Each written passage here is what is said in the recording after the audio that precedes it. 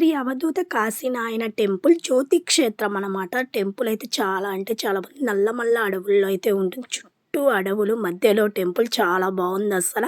ఇంకా ఇక్కడైతే స్వామివారైతే స్వయంగా జీవ సమాధి అయినటువంటి ప్రాంతం అనమాట ఇది. స్వామివారు డిసెంబర్ 6, 1995లో అయితే జీవ సమాధి అయితే అయ్యారు.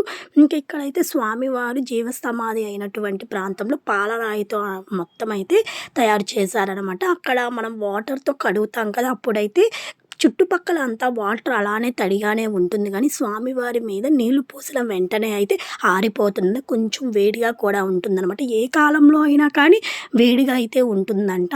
ఇది ఇక్కడ ఒక ప్రత్యేకత అది అయితే. ఇంకా తర్వాతది స్వామివారి దగ్గర అయితే నిత్యం అన్నదానం అయితే జరుగుతూ ఉంటుంది. స్వామివారు అయితే ఎన్నో ఏళ్ళు తపస్సు చేసి అన్నపూర్ణాదేవి ప్రత్యక్షమైనప్పుడు అన్నపూర్ణాదేవినైతే వరం అడిగారంట. నా భక్తులు ఆకలితో ఉండకూడదు